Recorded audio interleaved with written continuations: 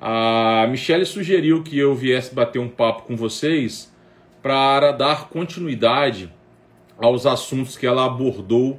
Boa noite. Que ela abordou, valeu, Elisandra, que ela abordou na segunda e na terça-feira, que são assuntos importantes, polêmicos, contraditórios e que merecem uma abordagem, merecem uma roupagem um pouco mais legal, porque eu não sei se vocês sabem, imagino que saibam.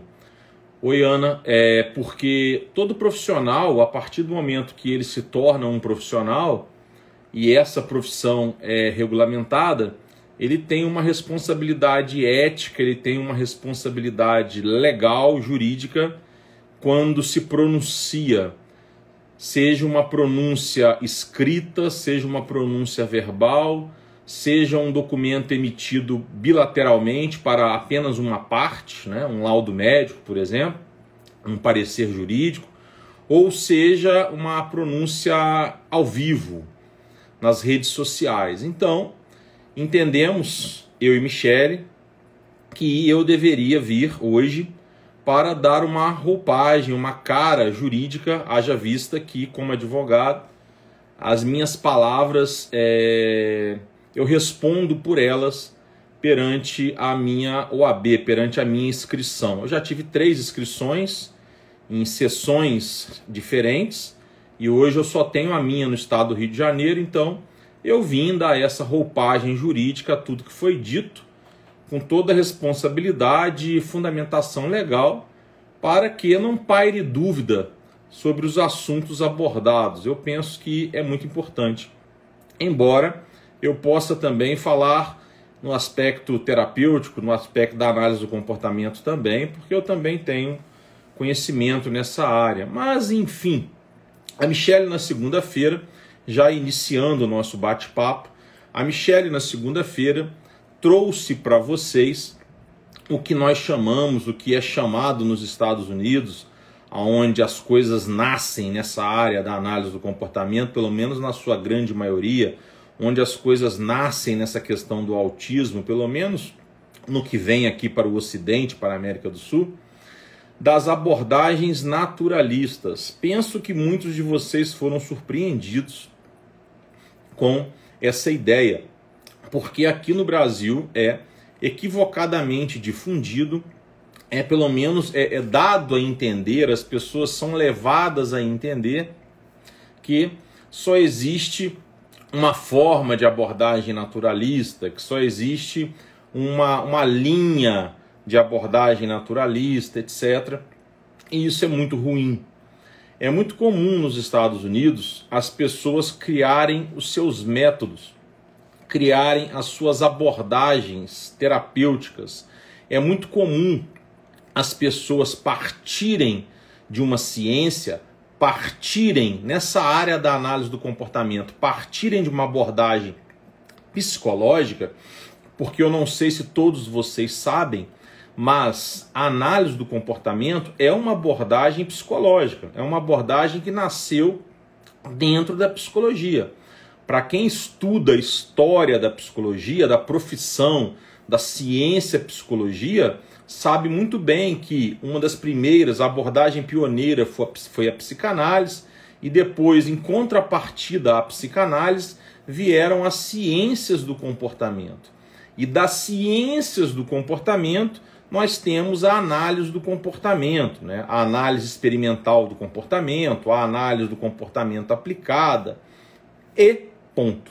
Bem, é muito comum nos Estados Unidos, a partir dessa abordagem psicológica, quando eu falo que a análise do comportamento é uma abordagem psicológica, eu não estou em momento algum dizendo, porque nunca foi no Brasil, que a análise do comportamento é exclusiva de psicólogos. Não é isso que eu estou dizendo. Eu só estou dizendo que é uma abordagem psicológica, tal como a psicanálise. Hoje nós sabemos que a psicanálise, né, muitas pessoas sabem há muito mais tempo do que nós, mas nós sabemos que a psicanálise, embora seja uma abordagem da psicologia, A psicanálise em si, o psicanalista em si, é uma profissão autônoma, não regulamentada, mas muito reconhecida socialmente. E inclusive com algum reconhecimento legal. Não há uma lei que regulamente a profissão, porque, segundo pesquisei, os próprios psicanalistas não querem essa regulamentação, mas é uma profissão independente da psicologia. Em outras palavras, eu estou dizendo que um psicólogo pode ter um consultório de psicologia, se apresentar como psicólogo e atuar com psicoterapia, tendo na sua base a psicanálise. E alguém que não fez psicologia fazer o mesmo, exceto se apresentar como psicólogo, óbvio. Que para se apresentar como psicólogo ele tem que ter cursado licenciatura ou bacharelado em psicologia e estar inscrito em algum conselho regional, óbvio. Mas eu estou falando da abordagem. Então, tal como eu fiz esse paralelo com a psicanálise somente para vocês entenderem, é importante que vocês entendam que com a análise do comportamento, com as ciências do comportamento, o fenômeno é o mesmo. É uma abordagem psicológica, mas que pode ser exercida em diversos contextos pelos diversos profissionais vindo das diversas formações. Bem, dito isso, voltamos à ideia da live da Michele de segunda-feira, que era o meu raciocínio, antes de abrir essas aspas. Bem, o que eu estava dizendo? Eu estava dizendo que a partir da ciência do comportamento, a partir das ciências do comportamento, a partir da análise do comportamento aplicada ou análise experimental do comportamento, enfim, né? Nos Estados Unidos é muito comum as pessoas criarem os seus métodos de abordagem, as suas linhas de abordagem, com algumas diferenças, com algumas nuances, com algumas características, dando nome próprio, etc. Isso é muito comum lá, tá? E lá nos Estados Unidos, esses métodos terapêuticos, essas abordagens naturalistas, que a Michele trouxe muito bem na segunda-feira, elas podem ser registradas, elas podem ser, entre aspas, patenteadas. Em outras palavras, em outra maneira de dizer, elas têm dono. Sim, lá pode. Lá, os métodos terapêuticos podem ser registrados, como pode ser registrado uma invenção, como pode ser registrado um modelo de utilidade, como pode ser registrado um programa de software de computador, etc. Lá nos Estados Unidos, métodos terapêuticos são passíveis de registros.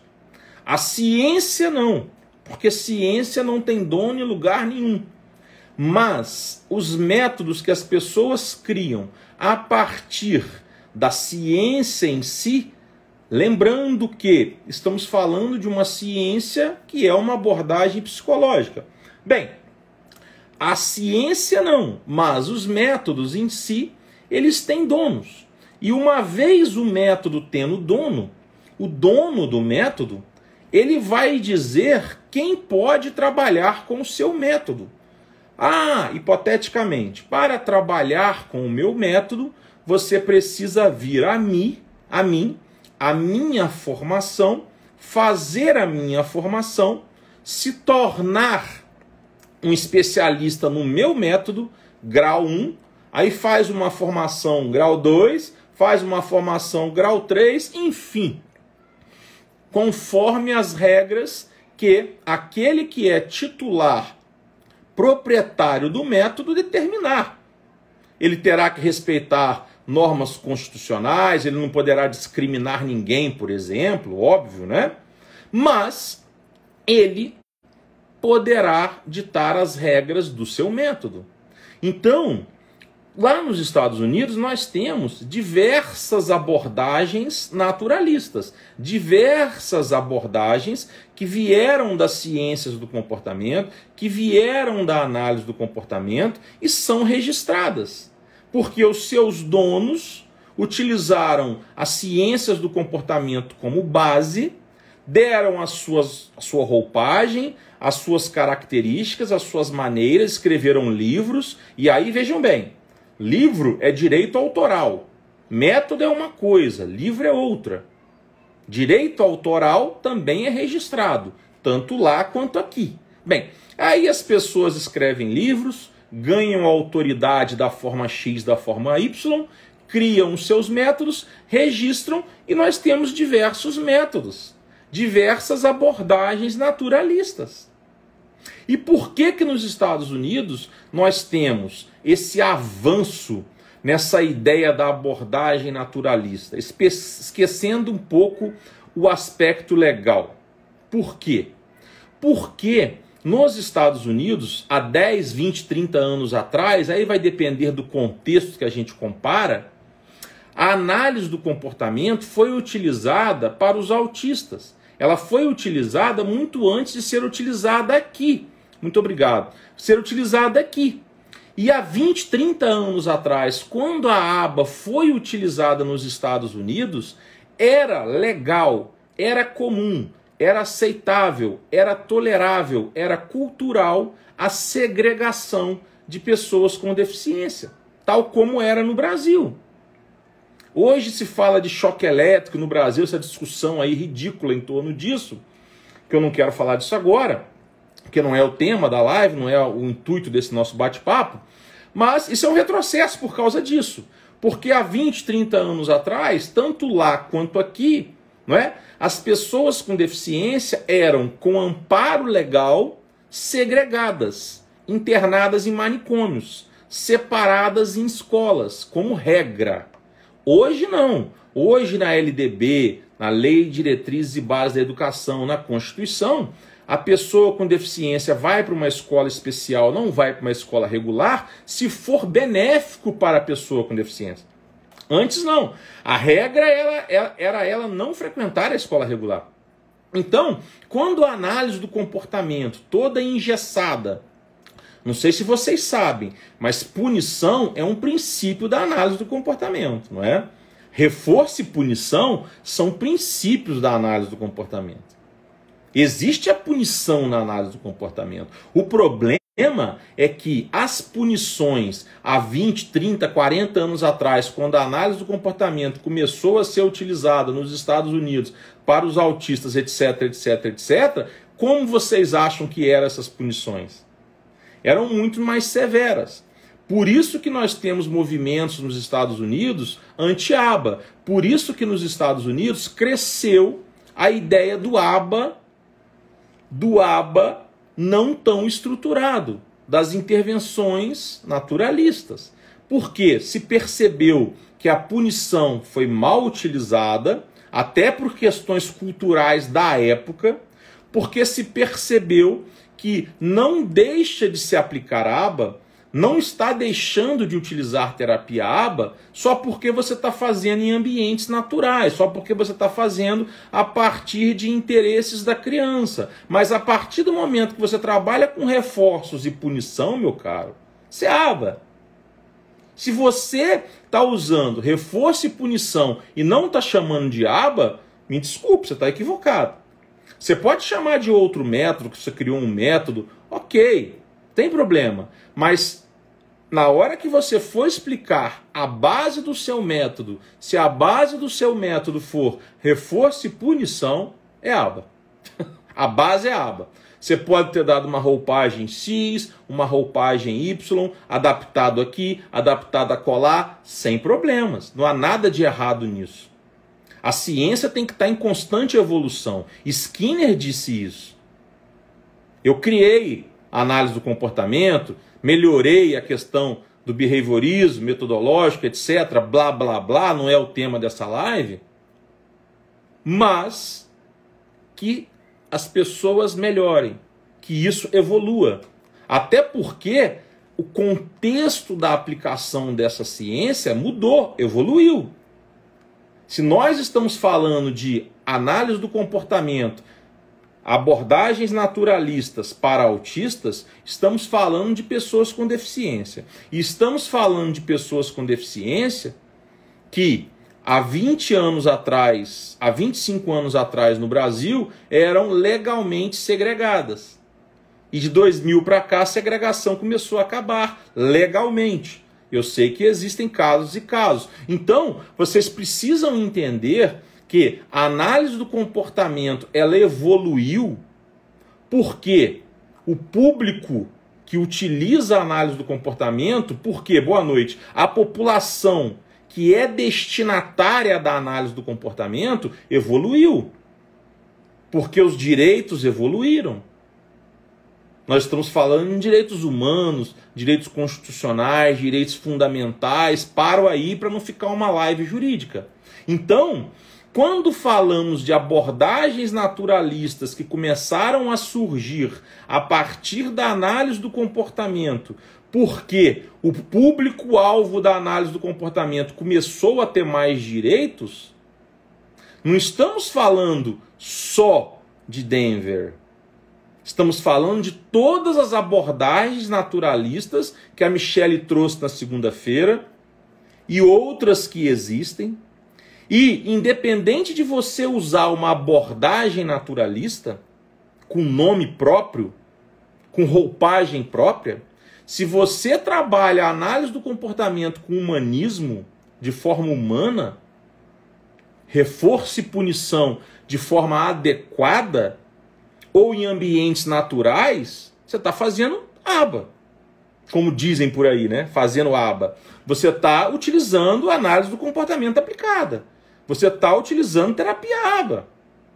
Ah, não estou utilizando de forma estruturada, não estou fazendo coleta de dados. Tudo bem.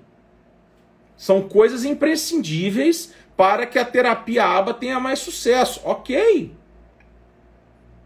Só que, como que você vai coletar dados na praia? Como que você vai coletar dados na academia, no shopping, no restaurante? Então, quando falamos de abordagem naturalista, um aspecto legal da palavra, entendam. Nós estamos falando de uma ciência que não tem dono, seja no Brasil ou nos Estados Unidos. A diferença é que nos Estados Unidos as pessoas criam métodos, escrevem livros, lembrando, livros é direito autoral, é outra coisa, mas dá autoridade. Escrevem livros, criam métodos, registram esses métodos e dizem que as pessoas só podem trabalhar com esses métodos se fizerem a formação com eles. E lá eles têm amparo legal para isso. Por quê? De novo, métodos terapêuticos nos Estados Unidos são passíveis de registro, de patente, entre aspas. Tem dono. Beleza? Agora, no Brasil, métodos terapêuticos não são patenteáveis, não são passíveis de registro. Coloquem isso na cabeça de vocês. Isso não é opinião do Diogo. Eu até gostaria que tivesse, mas isso não é opinião do Diogo, isso é a lei. Isso é a lei. Qualquer abordagem naturalista que a Michelle trouxe na segunda-feira, se eu quiser me apresentar como terapeuta na abordagem naturalista JJJ, sem nunca ter estudado ela, um pouco eu já estudei, porque eu já estudei muito análise do comportamento, e a base vai ser análise do comportamento, mas especificamente, eu nunca estudei a abordagem naturalista JJJ. E eu vou lá e escrevo no meu currículo, sou especialista na abordagem naturalista JJJ. Ponto. Juridicamente, o dono do método lá nos Estados Unidos não vai poder fazer nada contra mim. Porque eu estou no Brasil, na jurisdição brasileira. Ponto. Perante a lei brasileira, algum consumidor pode reclamar de mim no PROCON. Pô, o cara se apresenta especialista como método, mas nunca estudou o método. Algum consumidor pode me processar no juizado especial, vulgarmente conhecido como pequenas causas. Ok, porque eu causei algum dano. Ok. O Ministério Público de Defesa do Consumidor pode, se tiver uma motivação coletiva, me acionar, me chamar, me notificar. Ok. Mas isso tudo que eu acabei de falar lá nos Estados Unidos pode acontecer com muito mais amparo legal. Não só o consumidor reclamando, mas o dono do método também. Aqui não. Aqui, boa noite, quando eu, seja bem-vindo todos, né? Aqui, quando eu me declaro especialista numa área, sem ser, o dono dessa área, o dono desse método, lá nos Estados Unidos, ele vai ter que tirar a calça pela cabeça, chorar só. Não vai poder fazer nada. Só quem vai poder fazer alguma coisa contra mim é o consumidor que provar que foi lesado, que se sentir enganado. Percebem o que eu estou falando? Isso é muito importante vocês entenderem. É muito importante. Eu não estou induzindo, estimulando alguém a se declarar especialista na área X ou na área Y sem ser. De forma alguma. Eu só estou esclarecendo a vocês que as abordagens naturalistas decorrem da análise do comportamento. Resumindo, se não estudei nada, sou charlatão. Claro! Charlatanismo, inclusive, é uma previsão penal, né, no Código Penal. Então, assim, é só isso. Agora, eu não preciso fazer o curso com João ou com Maria no Brasil para me declarar especialista na abordagem X ou na abordagem Y. Eu escolho o que melhor me servir e ponto. E não devo satisfação para ninguém. Desde que não cause danos ao consumidor. Ponto. Isso tem que ficar bem claro. Desde que não seja estelionato, que também tem previsão penal. Além dos danos cíveis e consumeristas. Isso é muito simples da pessoa entender. Basta ela querer. Basta ela querer. Então, no Brasil, por exemplo, segundo o criador, né, segundo o proprietário das abordagens naturalistas X e Y, não existe ninguém no Brasil autorizado a trabalhar com abordagem naturalista, a treinar outras pessoas. Não existe. Existem pessoas que fizeram a certificação na abordagem X e Y, mas não existe a pessoa autorizada a treinar outras pelo dono do método, pelo dono de alguns métodos, porque as pessoas que criam esses métodos, lá nos Estados Unidos é muito comum, as pessoas terem graduações, fases. Aí a pessoa vai lá e faz o nível 1 e ela se torna certificada para trabalhar com o método. Aí ela faz o nível 2, aí ela se torna certificada para supervisionar outro. Aí ela faz o nível 3 e ela se torna certificada para treinar outras pessoas. Então lá nos Estados Unidos é muito comum isso e é muito comum os donos desses métodos implantarem esse procedimento. Esse procedimento. Certo? Então, entendam isso. Tá? Bem, também escolher sua didática, cabe ele ter objetivo e justificativa do método. Sim, claro, eu não entendi muito bem, Áurea. Desculpa, eu não entendi muito bem a sua colocação. Se você puder refazer, eu não entendi, me desculpa. Mas, enfim, o que vocês têm que ficar atentos quando vocês forem se qualificar, buscar formações, etc., é se essa pessoa, se esse treinamento vai atender à sua necessidade. Se esse treinamento é ministrado por alguém idôneo. Se esse treinamento é ministrado por alguém capaz. Ponto. No Brasil, a preocupação legal de vocês tem que ser essa. Essa. A não ser que vocês estejam almejando o mercado internacional. Porque se vocês estiverem almejando o mercado internacional, aí é diferente. Aí é diferente. Deixa eu ver o que a Anne está dizendo. Vejo e escuto muitos falares que fazem curso para encher currículo. Me dói. Claro, faz curso para encher currículo. Exatamente. Agora, faz curso para encher currículo para quê, Anne? Se ele não for causar mal a ninguém, não tem problema. O problema é ele encher currículo para causar mal a alguém, né? Mas eu te entendi, concordo com você. Apenas com essa ressalva, né? De que encher currículo sem causar mal a ninguém não tem problema. Bem, então o que vocês têm que entender é o seguinte. Eu vou fazer uma formação em Denver. Vou fazer uma formação em Teach. Vou fazer uma formação em Floor Time. Vou fazer uma formação em Sunrise. Interessa. Não me interessa. Não me interessa. Tá? Ok. Vai fazer com quem? Essa pessoa dá resultados? Essa pessoa tem cursos bons? Ok. Estou almejando o mercado internacional. Essa pessoa tem autorização do criador do método para treinar outras pessoas? Porque se ela não tiver, o seu certificado internacionalmente vai valer nada. Porque quando o seu certificado chegar nos Estados Unidos, não vai ter valor. O dono do método vai falar assim, peraí, você está se declarando especialista nesse método, mas quem te treinou não tinha autorização para te treinar, então a sua especialização não serve nada. Serve de nada. Então, é isso que eu quero que vocês entendam. Tá? Nós temos que ter objetivo de vida. Objetivo.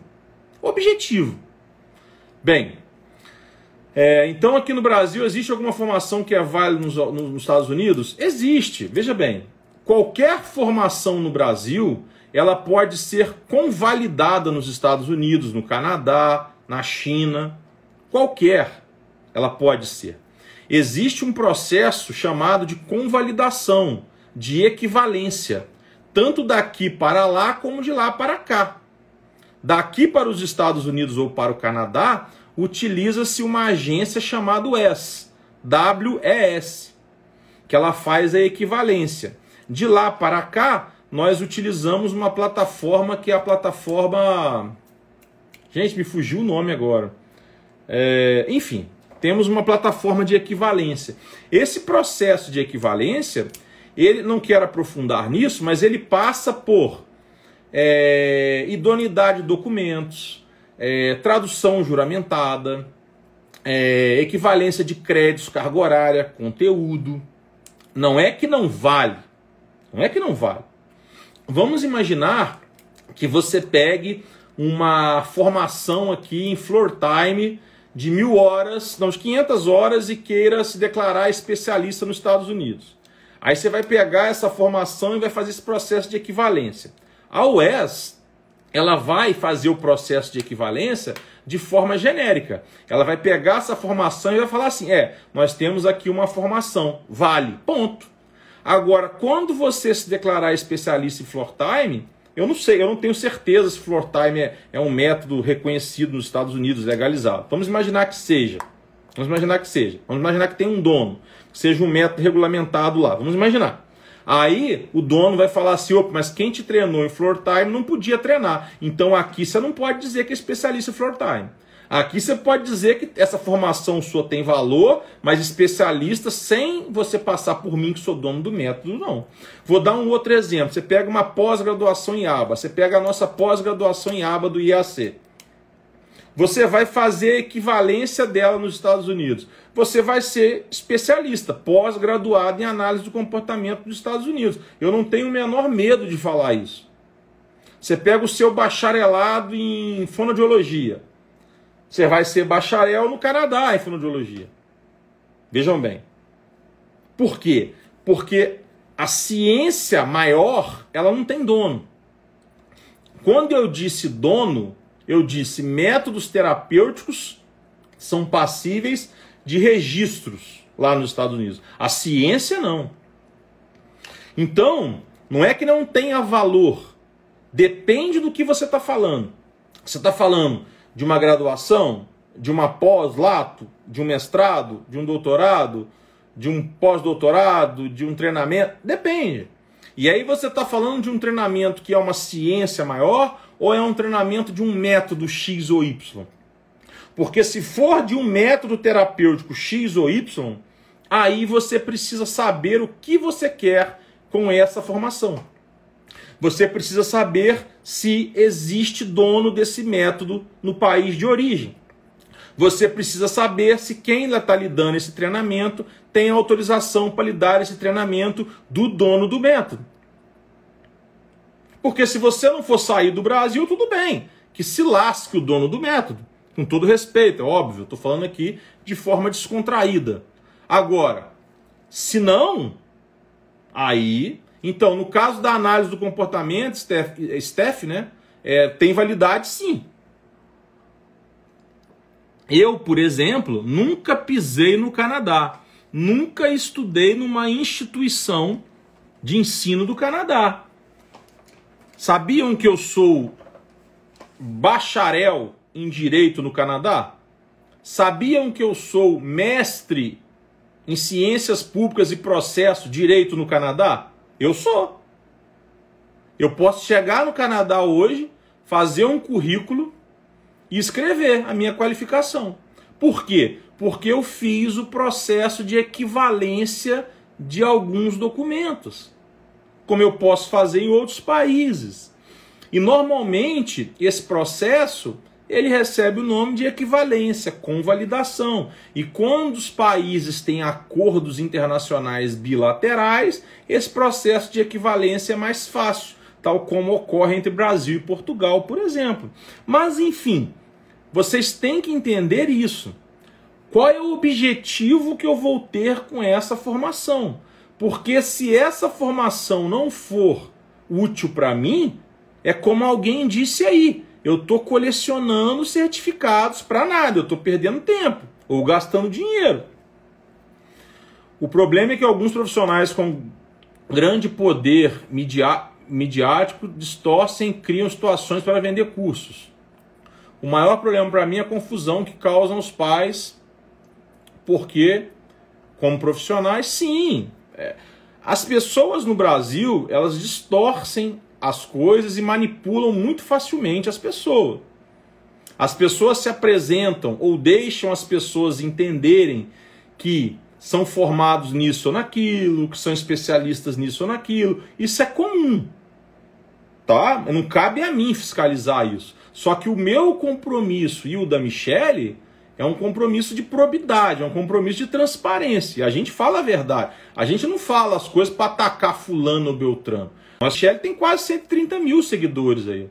Nós recebemos, a Michele recebe direct, dúvida a todo momento. E eu recebo também. E no IAC, nós temos milhares de alunos, milhares de pretendentes a curso. Nós recebemos dúvidas diárias. Então, quando nós vamos a público falar as coisas, não estamos atacando João ou Maria. Até porque João ou Maria, se falar a verdade, não tem por que ser atacado. Só que nós falamos a verdade e as pessoas que manipulam informações se sentem ofendidas, se incomodam, blá, blá, blá, blá, blá. Mas isso não é problema nosso. Não é problema nosso, né? Além de termos uma empresa que vende treinamentos, nós temos uma criança com autismo. Nós temos um compromisso com milhares de famílias. A grande maioria das famílias, não sei se vocês sabem, né? Não sei em que mundo vocês vivem, mas a grande maioria das famílias, eu me arrisco a dizer que 95% das famílias não tem acesso a plano de seguro de saúde, não tem acesso a esse tititi de certificação internacional, não tem acesso a esse tititi de supervisão, não tem acesso a nada disso. É o que tem. Tá com dor de barriga? Toma uma aspirina aqui para você. Essa é a realidade. Então, nós temos um compromisso com os profissionais, na qualidade dos nossos cursos, na informação correta, mas nós temos também um compromisso ético, eu e ela, dentro da nossa família, de trabalhar para melhores políticas públicas. E isso eu faço diariamente, mensalmente. Mas não é o foco dessa live, né? Já elaborei leis, luto por leis, etc, etc, etc. Dou consultoria jurídica pro bono direto. Então, assim, nós temos esse compromisso. Agora, assim, eu não tenho culpa se as pessoas falam mentiras, se as pessoas distorcem as coisas, ou se as pessoas vivem num mundo paralelo. Eu não tenho culpa disso, né? Nem eu, nem a Michele. A gente, né, mata a cobra e mostra o pau. Mas, enfim. Tem uma outra pergunta aqui, uma outra colocação que uma pessoa fez. antes de eu passar para o tema da live de terça-feira. Por isso essa semana de lives que vocês estão fazendo é um favor. Ah, imagina, favor nada, a gente que agradece a audiência, a gente faz de coração mesmo. Então, eu quero encerrar esse tópico aí da live de segunda-feira, tá? Eu não quero estender nessa live hoje, não. Eu ainda estou em ritmo de Natal, de final de ano, tal, etc. Vícios da época que eu advogava muito, né? Eu não sei se vocês sabem, mas o período que o advogado pode tirar férias é de 20 de dezembro a 6 de janeiro, né? Que é o recesso forense. Então, como eu fui advogado da lida mesmo, da real, por muitos anos, eu acostumei, né? De 20 de dezembro a 6 de janeiro eu não queria fazer nada, né? Mas, enfim, aqui estou. Não estou reclamando, tá, pessoal? Estou só comentando com vocês. Então, o que eu quero que fique claro a vocês, fique claro a todos, né, que vierem a assistir essa live, que abordagens naturalistas são as mais variadas, são diversas. Diversas são as abordagens naturalistas que usam a análise do comportamento. E nenhuma delas tem dono no Brasil. Nenhuma delas tem dono no Brasil. Por quê? Métodos terapêuticos no Brasil não são patenteáveis, não são registráveis. Em outras palavras, qualquer pessoa pode dar treinamento de Denver no Brasil se quiser. Por exemplo, de Pitt se quiser. Por exemplo, não estou dizendo que qualquer pessoa é capaz. Não, tá vendo? Não distorçam. Estou dizendo que qualquer pessoa pode. Não estou dizendo que qualquer pessoa deve. São coisas diferentes, né? Agora, juridicamente, qualquer pessoa pode. Entretanto, nenhuma pessoa é autorizada pelo criador do método. Pelo menos até pesquisa feita há meses atrás. E acredito que a situação não tenha mudado. E essa pesquisa qualquer pessoa pode fazer. No próprio site dos criadores dos métodos, né? Enfim. Então, mas eu quero comprovação disso, Diogo, blá, blá, blá. Aí você me manda mensagem lá no direct, que aí eu te dou as comprovações que você quiser, né? A depender do dia que você me abordar, se você puder aguardar, etc. Claro que eu dou, tá? Aí você me aborda lá no Diogo Muito Além do Direito, que é meu perfil no Instagram, que eu dou todas as comprovações que você quiser. Ah, Diogo, mas o método terapêutico não pode ser registrado no Brasil, tá onde? Me manda lá no Diogo Muito Além do Direito, que eu te mando de volta, tá bom? Bem, então, pessoal, alguma colocação, alguma abordagem, alguma ponderação sobre o aspecto legal, sobre essa questão dos métodos terapêuticos, abordagens naturalistas? Vocês entenderam o aspecto legal? Estão entendendo que eu não estou recomendando a ninguém se declarar especialista sem ser, que eu não estou recomendando ninguém procurar cursos ruins, nada disso. Estou só esclarecendo o aspecto jurídico e esclarecendo por que essas questões naturalistas vieram surgindo, por que esses nomes surgiram. Por quê? Né? Porque a aba era muito rígida, porque as coisas eram muito rígidas, etc., devido aos contextos das pessoas com deficiência. Lembrando que a análise do comportamento não é só para autismo, não é só para pessoas com deficiência. A análise do comportamento não é só terapia. A análise do comportamento tem diversas outras aplicabilidades. Bem, na terça-feira, a Michelle entrou num tema deveras polêmico, que não deveria ser, mas deveras polêmico, exatamente por conta de pessoas que distorcem as coisas, querem impor coisas sem poder, etc, etc, etc, etc, que é a questão da supervisão em terapia ABA, que é a questão da supervisão ABA, que é a questão da supervisão na análise do comportamento, etc, etc, etc, etc. Eu sempre gosto de ressalvar e deixar claro, né, que ninguém aqui em casa, ninguém no IAC é contra supervisão. Não é isso. Ninguém, nem eu, nem a Michelle, nem o Benício, nem o Dioguinho, nem minhas cachorras, nem meus coelhos, nem meu jabuti. Ninguém é contra a supervisão. Nós nunca dissemos isso. Nunca. A questão é que, antes disso, inclusive, em nossos treinamentos, nós primamos pela supervisão. Nossos professores trabalham com supervisão. Inclusive, nossos alunos, quando buscam supervisão, nós indicamos com muita alegria, sem cobrar um centavo de ninguém, os nossos professores que estão dispostos a dar supervisão. A todo momento indicamos a Ana Raquel, perdão, o Felipe Germano, o Sal. Então, o que muitas pessoas dizem por aí, que o Diogo e a Michelle não prezam pela qualidade, que o Diogo e a Michelle são contra a supervisão, mas eles vendem curso e no curso deles tem supervisão, que os professores dele trabalham com supervisão. Não é que nós somos contra a supervisão. É isso. Nós somos contra a mentira. E a primeira e mais grave mentira dita por anos, até que o Diogo resolveu se pronunciar nas redes sociais e todo mundo teve que enfiar o rabo entre as pernas e parar de falar mentira, é que a supervisão é obrigatória. Se vocês pesquisarem profissionais da área mais antigos, vídeos mais antigos deles, vocês verão o tanto que eles mentiam. E alguns ainda mentem. Porque obrigação, ela só decorre de lei. Isso é um princípio que está na nossa Constituição. Voltando de viagem, no dia 25 de Natal,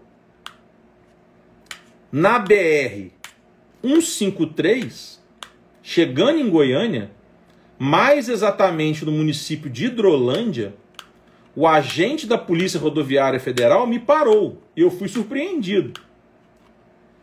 Muito educado, muito bacana. Acaba que ele me conhecia e eu conhecia ele também. Ele conhecia um cara que mora... Ele é primo de um cara que mora aqui no condomínio. Blá, blá, blá, blá, blá.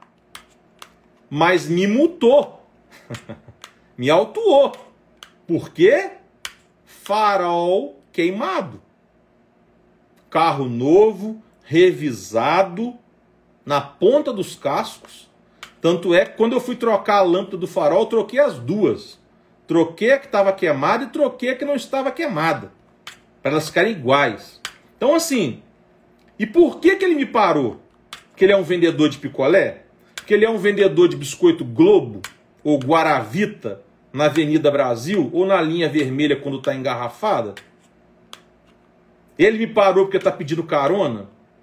Não, ele me parou porque ele é um agente público, porque ele tem esse direito, porque ele tem esse poder, e esse direito e esse poder dele, enquanto ele estiver ali no plantão,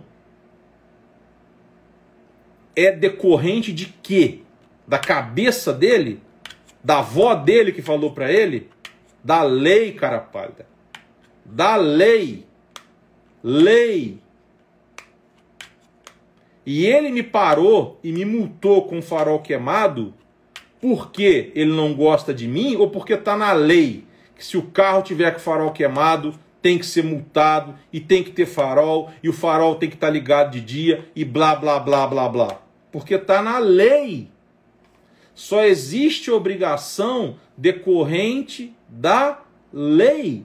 Não existe obrigação decorrente da cabeça do João. Tudo bem, são 513 cabeças que fazem a lei. No cenário federal. Falando de lei típica, né? Que existe decreto presidencial, que é unilateral, blá, blá, blá, mas a live não é de leis. Então, quando as pessoas falam que supervisão é obrigatória, a primeira vez que eu escutei isso, eu falei, tem algo errado. Há 3 anos e meio atrás, algo assim, uns 4 anos atrás. Eu falei, tem algo errado aí. Aí a Michele, por quê? Eu falei, porque no Brasil, Michele, não existe nenhuma profissão que exija supervisão obrigatória. Aí ela, eu falei, não existe. E os critérios que regulamentam uma profissão, conforme está previsto na Constituição, nos artigos 5º e 22, tem que vir de lei. Congresso Nacional, lei federal, blá, blá, blá, etc. Isso está errado.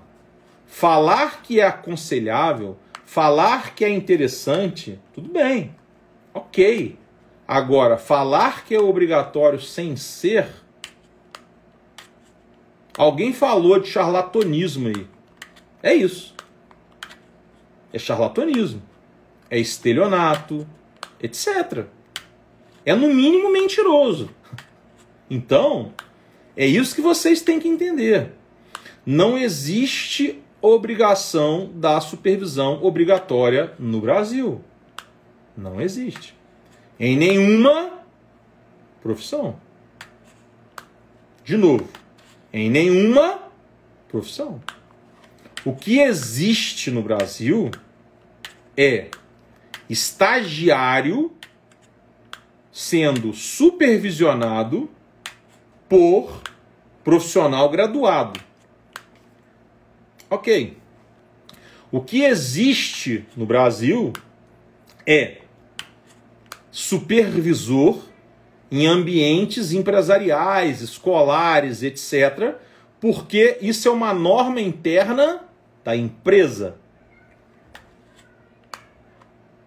O que existe no Brasil, estou falando de coisas parecidas, o que existe no Brasil é, na administração pública, dependendo do cargo que você for aprovado, você ser supervisionado, mas isso é dentro da esfera pública, serviço público, mas isso é regra da administração pública. O que existe no Brasil é o médico que opta e consegue ingressar num programa de residência médica, que é uma pós-graduação lato sensu, ser coordenado, orientado, ou chamem como quiser, podem chamar de supervisionado, pelo professor da residência, pelo responsável pelo hospital, ok. Mas percebam que estamos falando de situações muito próprias, muito típicas e, às vezes, acadêmicas em processo de formação. Mas todas elas, porque existe uma lei que prevê isso. Então, quando falamos de supervisão, uma coisa é falarmos supervisão é legal, é bom. Agora, falarmos que é obrigatório, não fala perto de mim, pelo menos no alcance da minha mão, porque vai tomar um tapa na orelha, um pescotapa, que é um tapa no pescoço. Porque é mentira. Primeiro ponto. E isso, igual muitas pessoas me perguntam, Diogo, mas onde está escrito isso que não é obrigatório? Não está escrito em lugar nenhum. Essa é a questão. Não está escrito que é obrigatório. Não tem que estar escrito que não é obrigatório. Tem que estar escrito que é obrigatório. O raciocínio está errado. Não tem que estar escrito que não é obrigatório. O que deve estar escrito é que é obrigatório. Porque é assim que está previsto na norma maior, na Constituição. Então, esse é um ponto muito importante.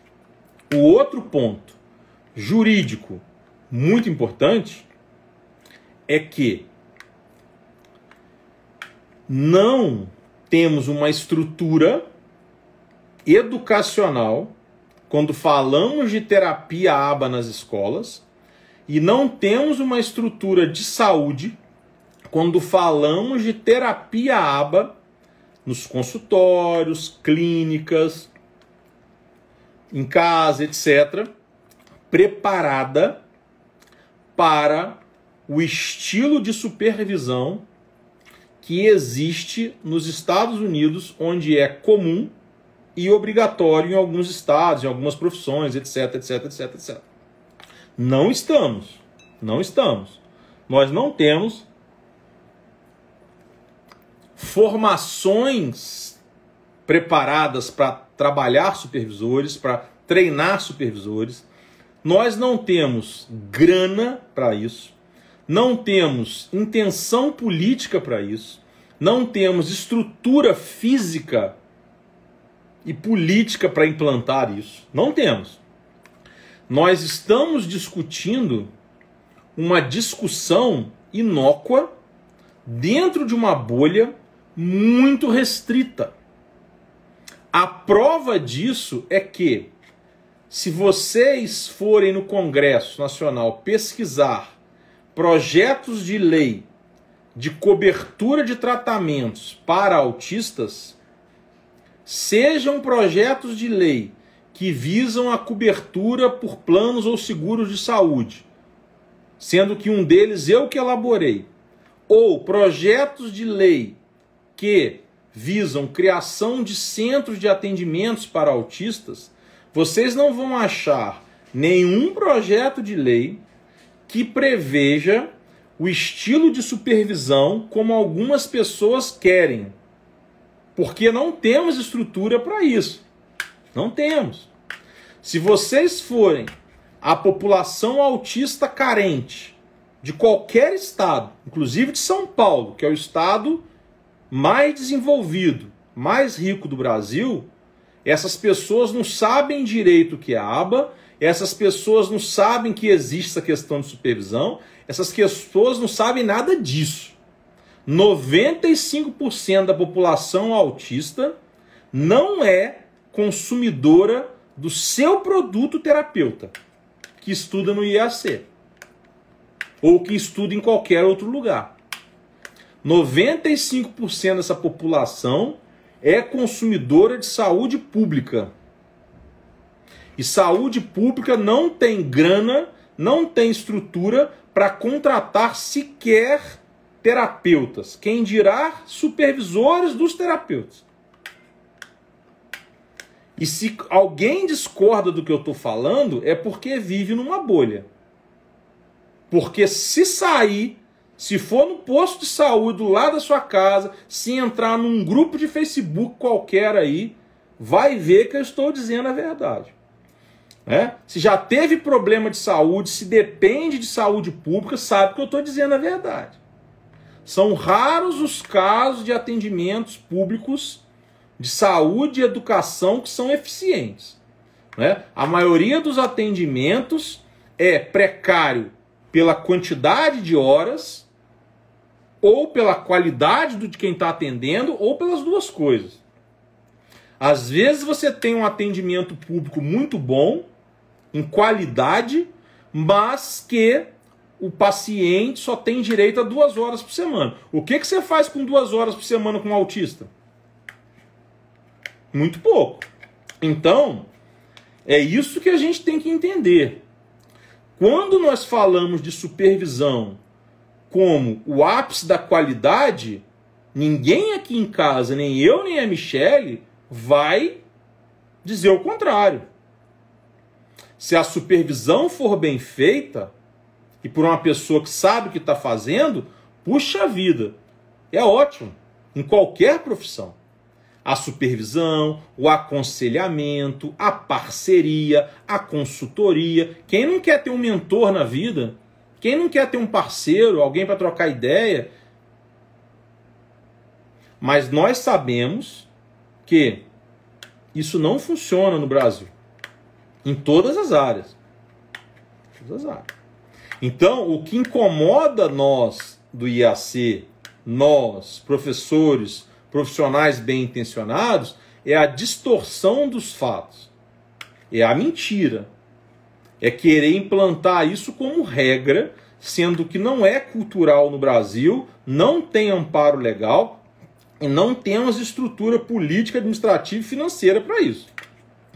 Agora, defender a supervisão para quem puder pagar, seja o terapeuta que vai ser supervisionado, a clínica ou o paciente, eu defendo. Michele defende. A Michele semanalmente nega pedidos de supervisão. Ah, me supervisiona aqui, Michele, não tem tempo. Eu já fui convidado sem ter experiência prática para isso, quer dizer. Então, assim, não é, o discurso não é o que as pessoas falam. O discurso é esse que eu estou falando aqui, ó. Papo reto, sem fazer curva. Agora, dizer que não tem terapia de qualidade porque não tem supervisão é outra mentira. Claro que tem. Tem terapia de qualidade em qualquer profissão. Tem atendimento de qualidade em qualquer profissão. O juiz que defere a liminar para o plano de saúde cobrir terapia ABA trabalha sem supervisão. O médico que dá o diagnóstico de autismo trabalha sem supervisão. O fono trabalha sem supervisão. O TO. Mas só o terapeuta ABA que não pode trabalhar sem supervisão. Pelo amor de Deus, gente.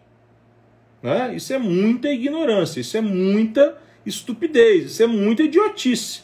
Né? Me desculpe o adjetivo pejorativo, mas não tem outro. Né? Prestigiando a Aline, que entrou aí, que é uma psicóloga, acabou de entrar, me fez lembrar até de uma questão. Na psicologia, por exemplo, uma pessoa recém-formada, sem ter feito uma pós em neuropsicologia, por exemplo, sem ter o título de neuropsicólogo reconhecido pelo conselho, pode trabalhar como neuropsicólogo. Sabiam disso? Não estou dizendo que deve, mas pode. Olha que engraçado. Você pode ter um neuropsicólogo recém-formado, sem pós. Você pode ter um neuropsicólogo com uma pós em neuropsicologia, mas uma pós que não atenda aos requisitos do Conselho de Psicologia, atenda só o do MEC. E você pode ter um neuropsicólogo com uma pós que é reconhecida pelo MEC, mas que também atenda aos requisitos do Conselho de Psicologia.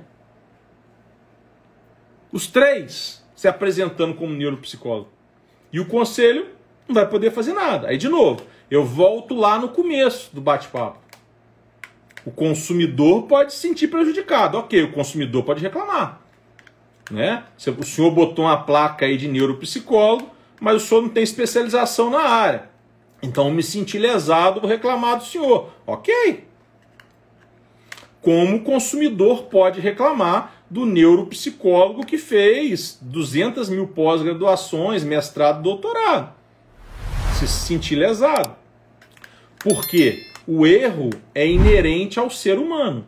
E o erro, quando ele não é doloso, quando ele não é de propósito, que é o dolo, ele é culposo. E o erro culposo, ele é por imperícia.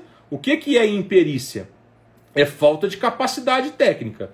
Ele é por imprudência, quando você está trabalhando cansado, quando você faz uma coisa sem tomar as devidas precauções, quando você não checa, não revisa.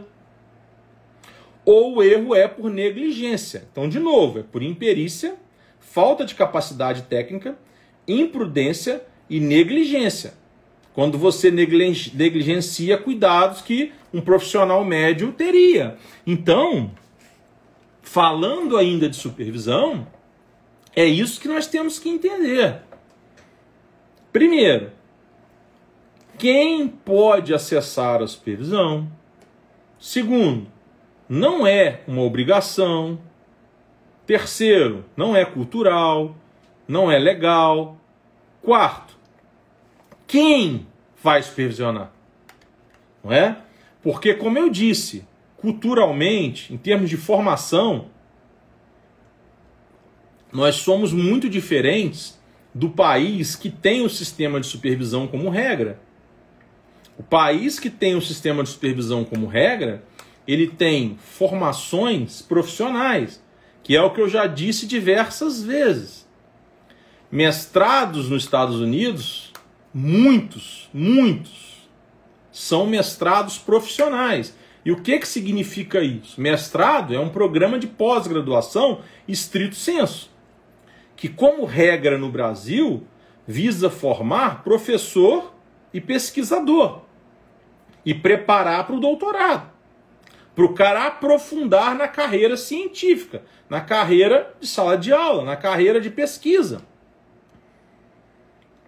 Então, é o que a Emily está falando, ó, negligência médica. Então, assim, é isso que vocês têm que entender, de uma vez por todas.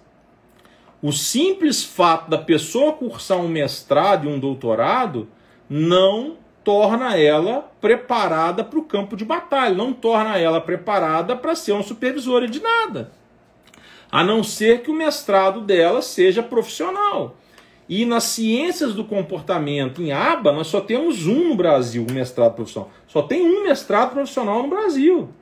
Só tem um mestrado que forma terapeutas aba no Brasil. O resto forma pesquisador e professor, que são muito importantes, óbvio. Não estou falando que não são, nunca disse que não eram.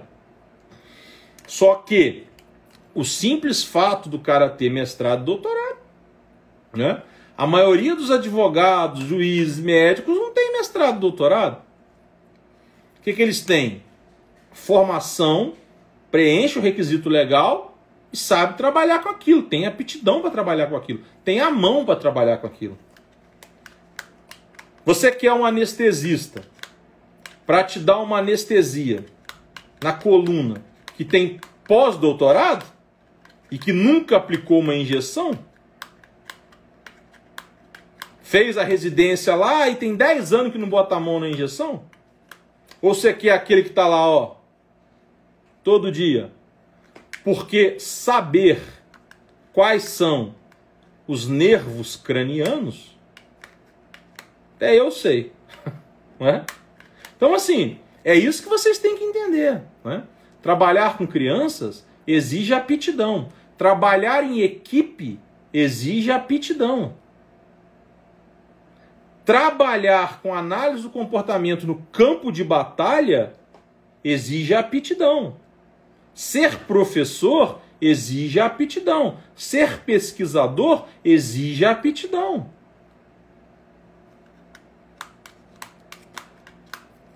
Ou o cara vai ser um mal menos professor e um bom terapeuta, ou ele vai ser um bom professor e um mal menos terapeuta. As duas coisas bem ele não vai ser.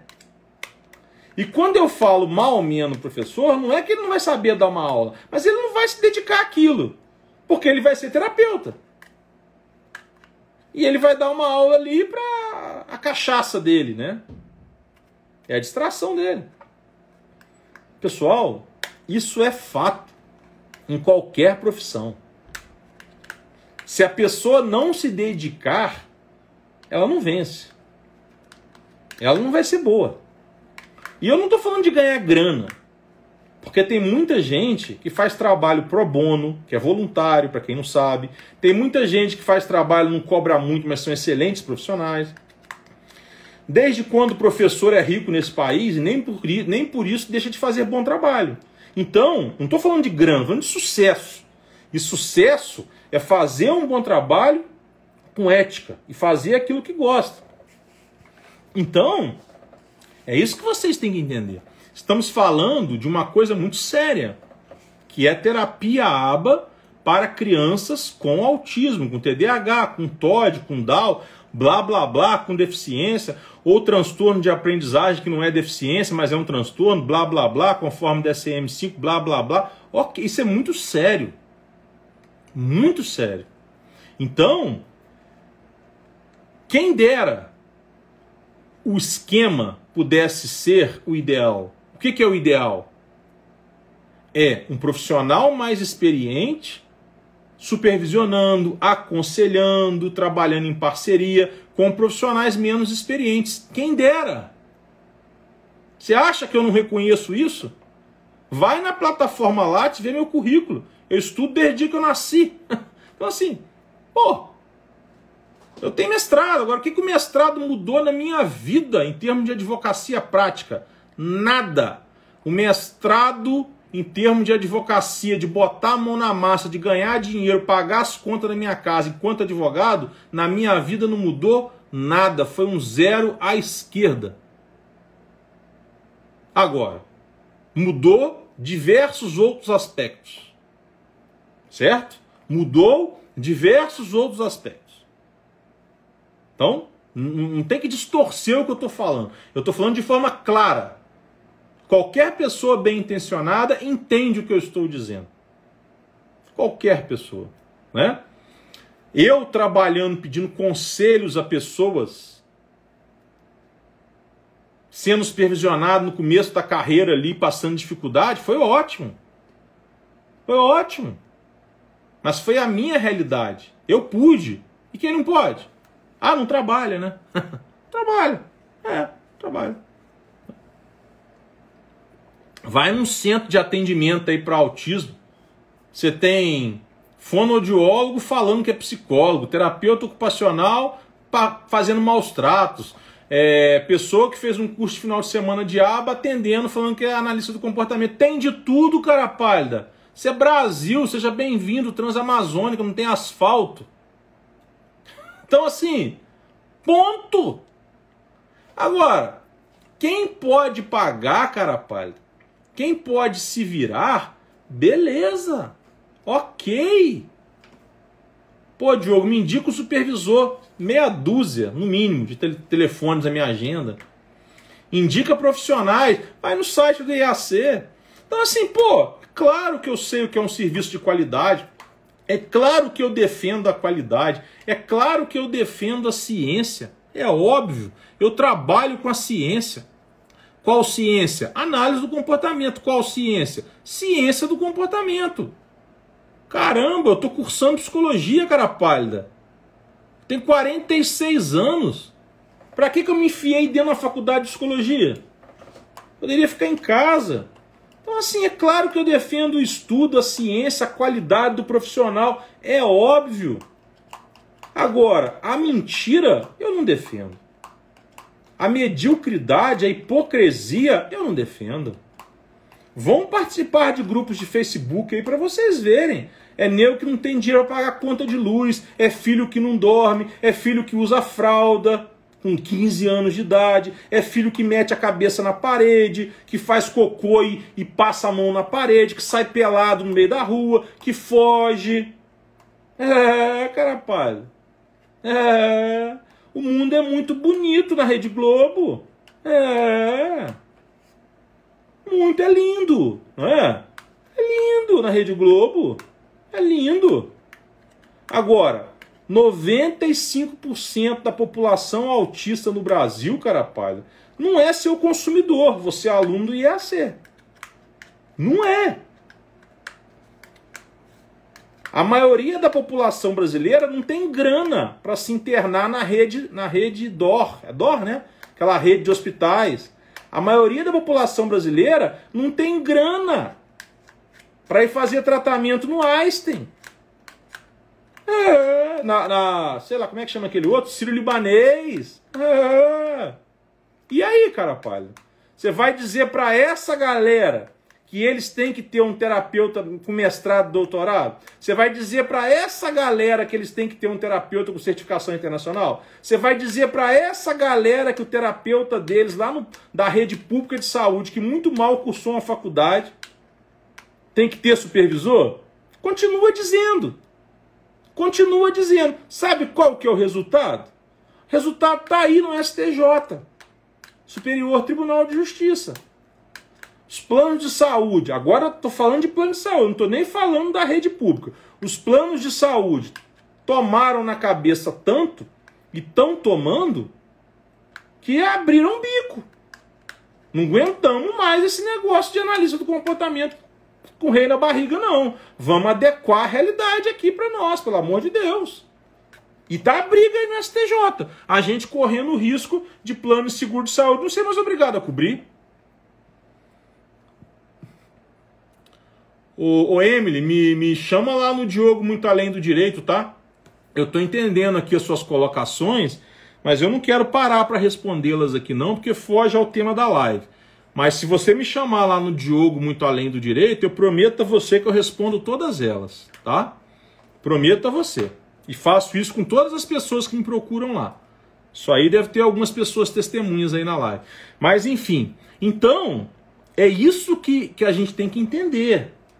Nós não somos um país preparado para sistema de supervisão. Nós não somos um país que temos formações a nível de pós-estrito sensu para formar terapeutas.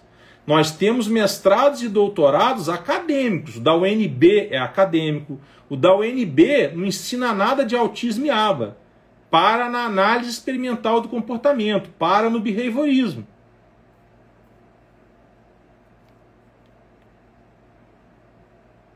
O da USP e o da PUC, ambos de São Paulo, são acadêmicos. O da UEL do Paraná, das 210 dissertações que foram publicadas lá até pouco tempo atrás, uma ou duas foi associando a aba autismo. As outras é associando a aba xadrez, a não sei o que, blá blá blá, tititi. E nós temos um programa muito bom no Pará. Então assim, mas visando pesquisa, visando acadêmico. É um ou outro que sai profissional ali. É um ou outro que tem consultório. É um ou outro que bota a mão na massa. É um ou outro que tem aptidão. É isso que vocês têm que entender. E esse público, esse boom de autistas que dos últimos 10 anos surgiu em decorrência de vários fatores, dentre eles a ampliação dos critérios para o diagnóstico, está crescendo. Está crescendo. E aí quem vai trabalhar com essa galera? Quem vai trabalhar? É quem tiver acesso à formação. E acesso à formação, cara pálida, é pós-graduação, é curso preparatório, é AD de preferência, porque o Brasil é gigante. E ponto. E ponto. E supervisão quando der, quando puder, quando for possível. Em letras garrafais, entre aspas, infelizmente. Infelizmente. Não é o Diogo que está falando por implicância, não é o Diogo que está falando porque está de mau humor, não. Isso é a realidade. E não adianta, porque eu conheço uma realidade do plano de saúde que exige supervisão. Ok, essa é uma. Eu conheço várias que não exigem. Eu conheço uma realidade do plano de saúde que exige mestrado, tal. Eu conheço várias que não exigem. Eu conheço um médico que escreve no laudo que o profissional tem que ter mestrado, tal. Eu conheço vários que não exigem. Então, se quer trocar figurinha, você vai vir com uma, eu vou com 100. Porque os números são gritantes. Eu tenho uma lista do número de pessoas que paga plano de saúde, seguro de saúde nesse país. Eu tenho um número de pessoas por estado.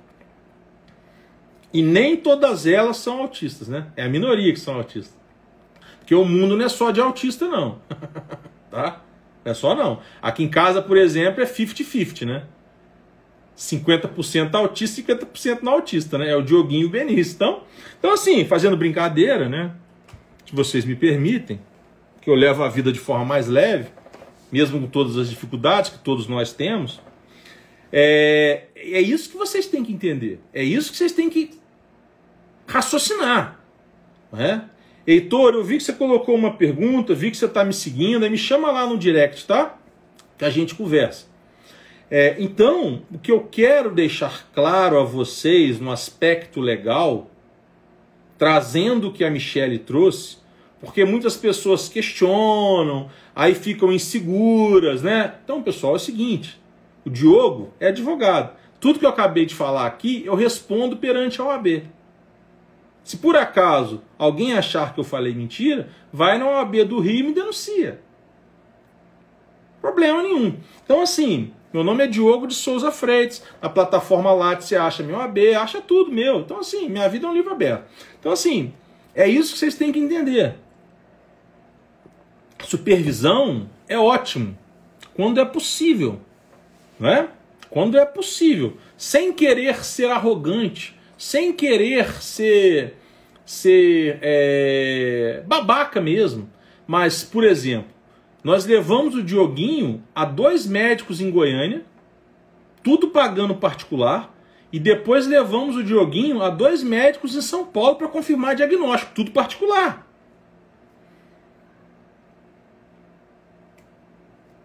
Qual família pode isso? Qual família pode? Vocês acham que a gente não pode pagar a supervisão se precisássemos? Porque nós optamos por outro caminho, né? Nós fomos enganados em 2014 por uma profissional muito incompetente, psicóloga e com mestrado. Fomos enganados, né?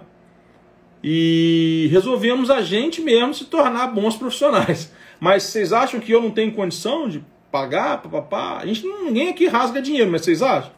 Assim, agora, porque nós temos essa condição, a gente vai ficar defendendo coisas que nós sabemos que a maioria das pessoas não tem? Nós vamos ficar defendendo coisas que nós sabemos que o Brasil não está preparado? Nós vamos ficar defendendo coisas que são mentirosas? Não, nós não vamos fazer isso. Desculpem, não vou fazer isso. Meu pai não me ensinou isso. Eu não nasci assim. Eu não ensino meu filho isso. Faço isso. De jeito nenhum. Então, assim, é isso que vocês têm que entender. O serviço de qualidade, ele pode existir com ou sem supervisão. E que para ser supervisor, não é esse samba do crioulo doido que nego fica plantando na cabeça de vocês, não. As pessoas são tão lunáticas que elas falam que pessoas que têm mestrados e doutorados em áreas afins podem ser analistas do comportamento, podem ser supervisores. Olha o absurdo. Eles falam que uma pessoa que tem uma formação sólida em análise do comportamento, que seja uma pós, ou que trabalhe com isso há 10 anos, não pode ser supervisor. Mas fala que alguém que fez um doutorado em educação pode ser. Olha o absurdo que as pessoas falam. Não, mas ele é doutor. Mas peraí, ele é doutor em educação. Coisa esquisita isso, né? Não, mas ele pode ser supervisor porque ele é doutor. Olha só. Isso é a coisa mais louca que tem. Isso não faz o menor sentido. No direito, nós temos umas coisas em latim que não se recomenda o uso, mas que eu quero usar agora. Quanto ao julgamento, nós temos uma coisa assim, chamada extra petita. É quando o juiz julga fora do que pediu. É mais ou menos o que nós estamos falando aqui. A pessoa é incompetente ou porque ela não tem formação, então ela é aquém da formação, aquém, ou ela tem muita formação, mas é uma formação alheia. Também é incompetente. Nas redes sociais, tem umas pessoas que gostam do termo pseudo, né? Enfim, uma bobagem dessa qualquer. Pseudoterapeuta aba. Pseudo-analista do comportamento. Aí eu fico vendo aquelas coisas, às vezes chegam pra mim. Aí eu vejo assim, poxa, mas o pseudo-analista do comportamento é tanto aquele que fez um curso só de final de semana, como aquele que nunca fez uma formação em aba e tem um doutorado em filosofia. Porque assim, existem pessoas que defendem isso, vocês acreditam? Não, o cara tem doutorado em filosofia, o cara tem doutorado em história, em educação, mestrado nisso, mestrado naquilo. Pô, mas peraí, o cara é engenheiro, o cara não fez nenhuma pós em aba, mas peraí, o cara... Não, mas ele é... Então assim, vocês entendem o que eu tô falando? É um discurso parcial e totalmente incoerente. Ah, mas o cara é doutor em ciências do comportamento. Mas pô, o cara nunca teve um consultório. O cara nunca trabalhou com isso. Mas peraí, então assim, é isso que eu quero que vocês entendam. Não é que não pode ser supervisor um doutor, um mestre. Não é que um doutor e um mestre não será um bom terapeuta ABA, não é isso. Só estou dizendo que não é isso que determina somente. Precisam de outras coisas, de outros fatores. E além disso, as pessoas querem dizer que supervisão é obrigatória sem que tenha regras para definir como será. Quantos terapeutas eu posso supervisionar?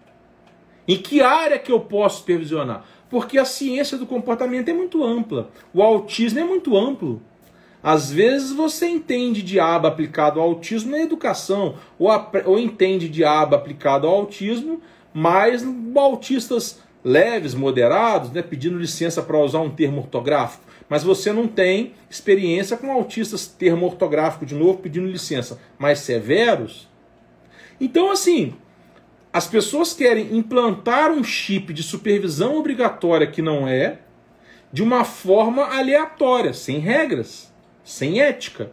Querem defender um discurso de ética ilegal, sem fundamentação legal e sem regras éticas para elas mesmas.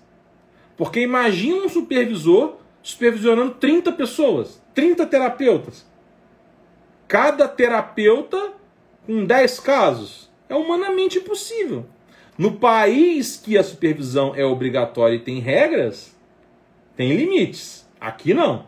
Aqui queremos implantar um sistema de supervisão sem limites. Será por quê? Então, é isso que eu quero que vocês reflitam. Reflitam. Pensem. Reflitam e questionem. Busquem provas. Busquem informações. E formem as suas próprias conclusões. Mas lembrem-se, autismo também é business.